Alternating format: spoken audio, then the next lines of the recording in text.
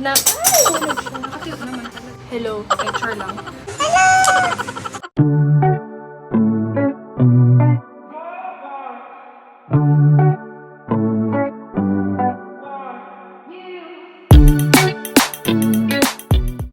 Hi everyone! Welcome back to my channel. It's me, Alexis. So, for today's vlog, mag-unbox tayo and magsa-set up ng recording set. So, murang-mura lang tong set na to and matagal ko nang pangarap magkaroon ng recording set before pa ako mag-vlog.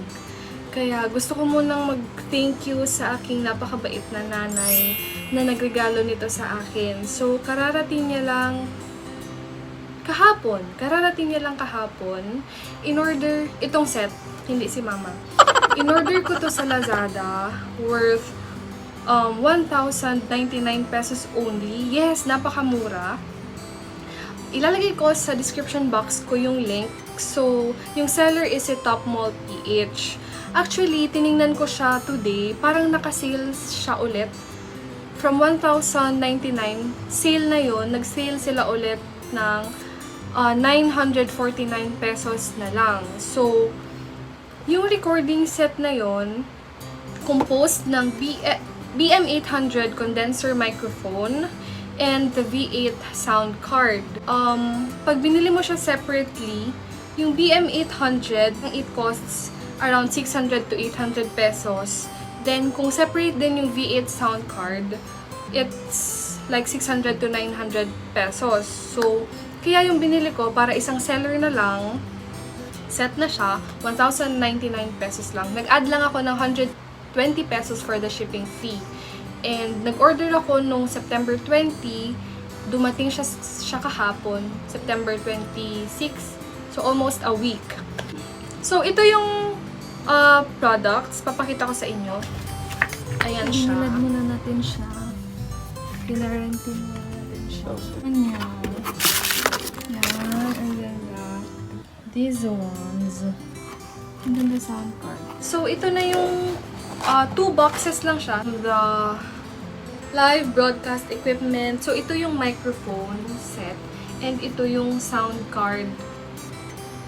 Sound card. Ayan. So, unahin natin yung BM800 condenser microphone. Tada! So, ito siya. Nandito na lahat. So, let's open. Ayan. Tada! Ayan. Wala na siyang laman.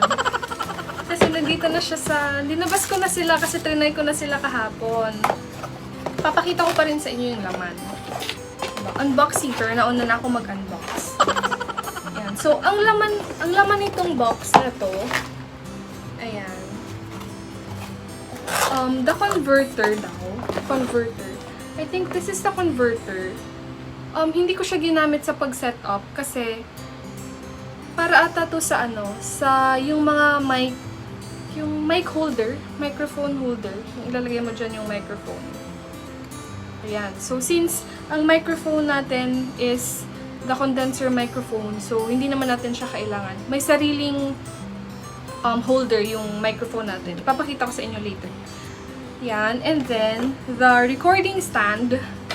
So, this is the recording stand. Ayan siya. May tawag dito, parang arm stand. Yan. And na-adjust siya. Ganyan siya. Ayan.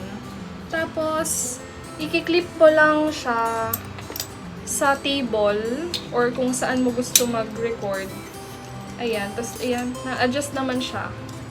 I-clip mo lang siya sa table. Ako, kiniklip ko lang siya sa table. So, kahit saan mo gusto siyang i-set up, madali lang kasi tanggalable lang siya. Ayan. And na... Ay! Hunog siya.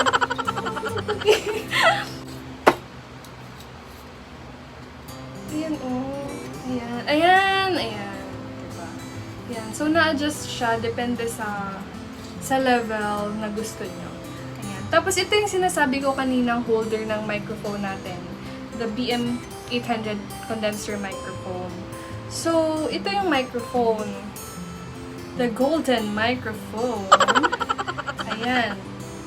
Later, ikakabit natin siya. So, siya kasi yung sakto dito sa holder. Naka-detach pa siya. Sinet up lang namin. Di na namin inalis. Ayan. Tapos, yan yung wire ng microphone. And then, the pop filter. So, this is the pop filter. Kasabay na din siya sa box. Yung iba kasi, separate box pa to. Ito, okay naman siya. Well-packed naman kasi lahat naman siya naka-plastic. So, okay naman. So, yun yung laman ng live broadcast equipment, the microphone. Ayan, complete naman siya and everything is working naman. So, next is the live sound card, the V8 sound card.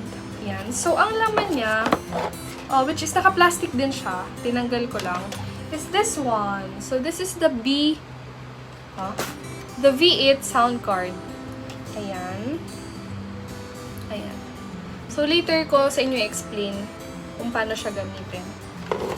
Tapos, may kasabay na 3 wires na itong sound card. So, you don't need to worry sa mga connectors or cables. Ayan. May 3. Ayan. This one. 2 ganong klase. Yung ganito. Ayan. And then, this one. Ayan. So, yun yung laman ng 2 boxes. So, this time, isi-set up na natin siya para matay na natin yung sound. Okay. So, let's set up. I need my cookie to set up. Yan. Set up na natin yung arm dito sa table ko. So, nakita ko sa inyo yung ganito. Yan. I-adjust nyo lang siya. Sobrang dali nyo lang i-set up. I just need my cookie because my cookie loves me. Please set up. I-clip nyo lang siya sa table. Ayan. So, thank you, cookie. So, nakaset up na yung ating mic stand. So, next one is the microphone. Ayan. May mga nakikita kong iba-ibang posisyon ng microphone na to. So, merong ganon. Parang nakatayo. Nakatayo naman talaga. Ganyan. And, meron ding mga ganon. Diba? Pag ganon siya. Ganyan. Ganyan. Meron ding pag ganon. Pag ganyan. Madali lang palang ipasok dito kasi may anong tawag dito? May band. Parang band naman siya. Kaya nag-adjust siya kapag pinasok mo siya ng bahala. Char. Ayan. Meron namang pag ganyan. Which is, I prefer na ganito. Kasi, binasa ko lang kasi na-curious ako kung bakit may mga microphones na pag ganyan, may mga ganon, at iba-iba pa. Yan. May nabasa ako na mas maganda daw ang sound kapag inverted. Yes. Kapag inverted yung microphone. Ganito. Parang nauso daw to kay Mr. Frank Sinatra. Yes, the legendary singer. And mas maganda daw kasi yung sound. And mas maaabot mo daw yung notes kapag ganito yung posisyon ng microphone. Hindi naman sa mas maabot, pero parang easier. Easier yung reception ng microphone, lalo na sa high notes.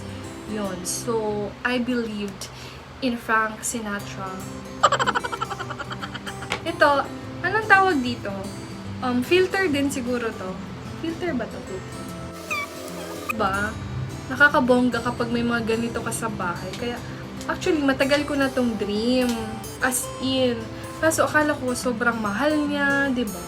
May mura pala and paparinig ko sa inyo mamaya yung quality.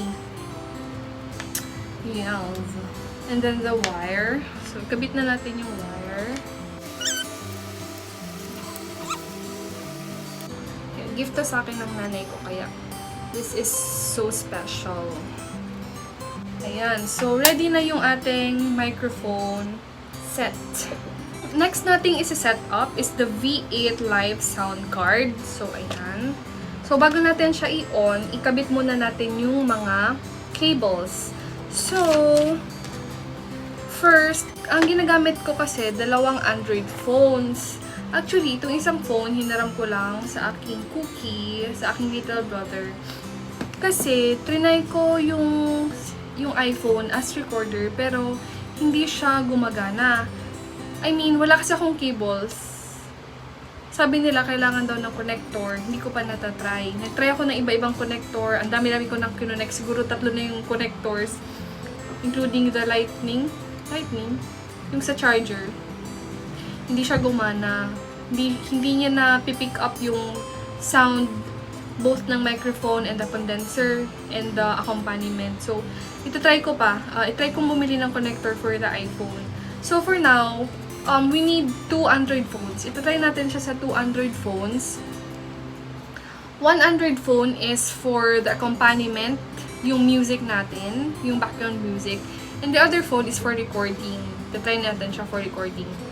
Okay? Ito yung sa likod ng V8 Soundcard. Nakita nyo ba? Ayan. So, merong dynamic mic. Then, ito yung for condenser mic. For headset, earphones, then for charging, tapos for accompaniment instrument, and the Live 2 and Live 1.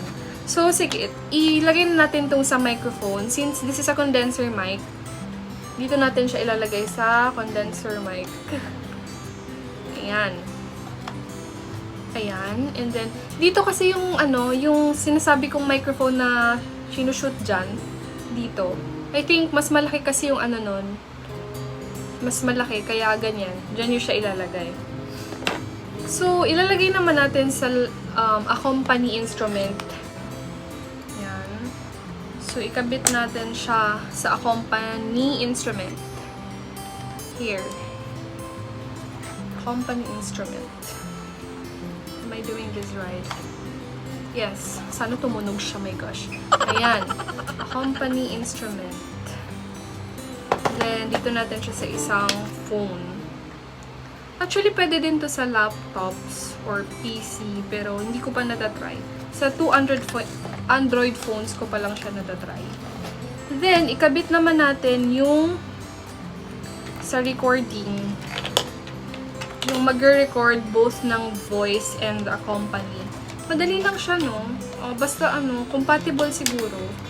Sa live 1 natin siya ilalagay. Ayan. Live 1. Ito ulit, dun sa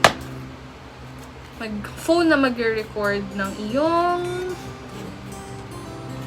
music. Ayan. So, thanks to Vivo. Ayan. Vivo.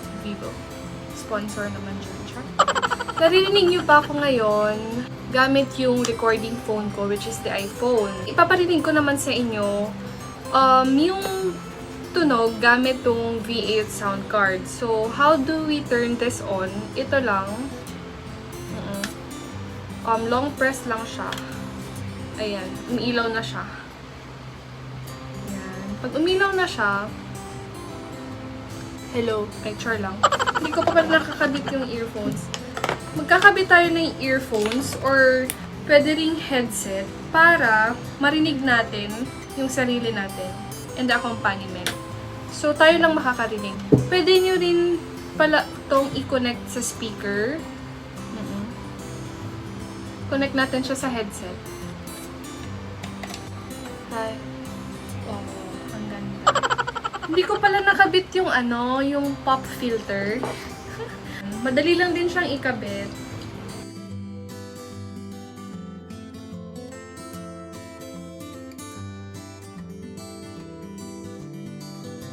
Nakabit na natin yung pop filter. So, ipaparinig ko na sa inyo gamit tong isang phone yung sound niya. So, this is the sound from the V8 sound card. Pwede nyo i-adjust naman yung echo. Ayan. So, adjust natin yung echo. Ayan. Hello. Hi! Ayan. Wala nang echo. Ang lakas ng pick-up niya kasi si Cookie nag-gitar. Medyo naririnig ko yung strumming. Oo. Napipick up pati yung strumming ng guitar. Actually, nagtry ako mag-record kagabi. And sabi ko, bakit parang may mga aso sa background music ko? Yun pala, pag alis ko ng earphones, tumatahol talaga yung aso ng aming kapitbahay. So, rinig na rinig niya lahat ng ingay as in. Tapos, treble. Yan. Madali yan. Madali lang naman yung i-adjust. Ititimpla-timpla nyo lang siya. And then the bass, bass, bass, bass, bass, bass, bass, bass. And then, yan, record. Yeah. Then, the volume for the music. Tignan nyo, may narinig akong kung ano-ano dito. The monitor. Tapos, wala ang lakas. Tapos ito, meron din siyang mga effects. Ito yung volume. Ito yung effects like this.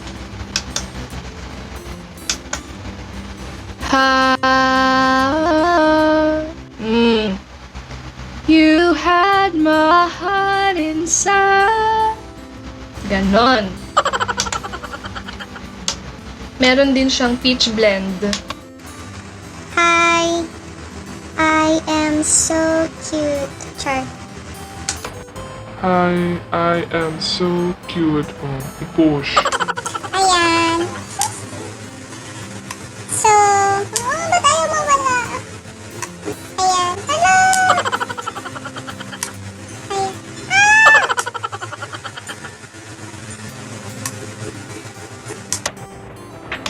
Ayan, off siya, my gosh. Tapos yan, madami pa. Merong mga effects na laugh, clap, and many more. Kasi nga, kapag nagla-live stream ka din ng games or whatsoever, pwede mo tong gamitin condenser na to. Itatry na nating mag-record ng song. Kaya timpla muna natin. Yung wala masyadong echo. Let's try again the song. 2 for 1 by Janine Tenyoso. I wanna live forever inside the nights and days. Okay na yun. So that's it guys for our unboxing and setup tutorial ng ating BM800 condenser mic and the V8 Soundcard. So sana nakatulong ako sa inyo and i-recommend ko to sa inyo kasi mura lang siya and maganda na ang quality ng sound. Medyo may hangin lang doon sa recording ko kanina, siguro sa electric fan. At sabi ko nga sa inyo, yung pick up kasi ng microphone malakas. Kaya dapat talaga tahimik yung paligid. Kaya nga siguro sa mga recording studios, talagang yung soundproof. Ayan. So gusto ko lang munang mag-shoutout. Shoutout kay Ate Jen Imperial, kay Trisha Rojas, and kay So Sheila. You may also subscribe to her account, to her YouTube channel. So, ayan.